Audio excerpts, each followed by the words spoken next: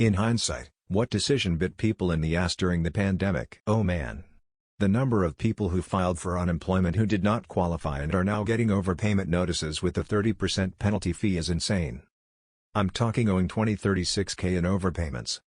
The worst ones claimed you owe to 52 weeks at $750 a week plus 30% penalty. Paying $300 more a month in rent to be closer to my job and never stepping foot in the office. Not refinancing their mortgages when the rates were at 2.5%. Not letting road crews fix roads in their social bubble. I remember reading a Reddit thread in 2020 about men who had secret families or affairs and lived double lives for years, until COVID lockdown started.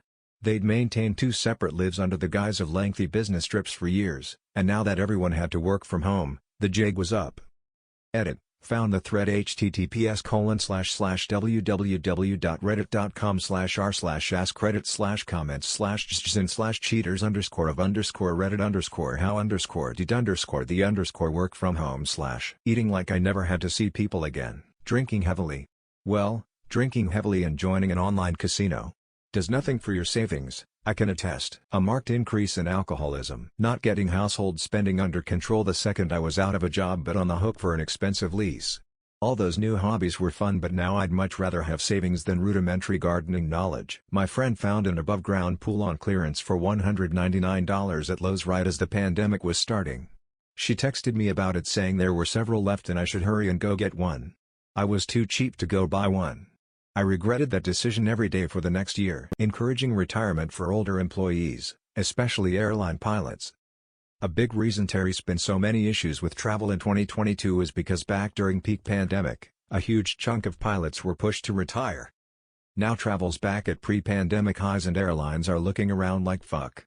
Who's gonna fly the planes? Buying a pet they couldn't afford to keep once the pandemic ended. Lots of animals are in shelters or euthanized due to it. All those idiots that bought pallets of hand sanitizer and toilet paper to sell at a markup and then were left without sales and still have those pallets in their garages. I got really fat. I regret that. Not getting adult braces. Never imagined masks for 3 years long. I could have had perfectly straight pearly teeth by now. A bunch of people in my area decided to buy houses in rural areas under the assumption they'll be working from home forever. Now a lot of workplaces are hybrid or fully back in person and they're all stuck with long commutes and less wealthy people in rural areas are being priced out. Deciding not to buy a house right at the beginning. I heard a terrifying statistic that domestic abuse reports dropped during COVID. It's terrifying because victims were isolated from their friends/family and trapped with their abuser, so there was no one to report on their behalf. Hoarding toilet paper. In Canada specifically, taking CERB when you weren't qualified for it. There are so many people getting calls to pay it back now, with interest. Getting deeper into drugs. I was so bored during lockdown that it was all I had to do. It led me to a full-on breakdown, and it took me these last couple years to quit, recover, and heal. I had to move cross-country to leave it all behind, and I can confidently say as I enter 2023 that I am depression-free and completely sober.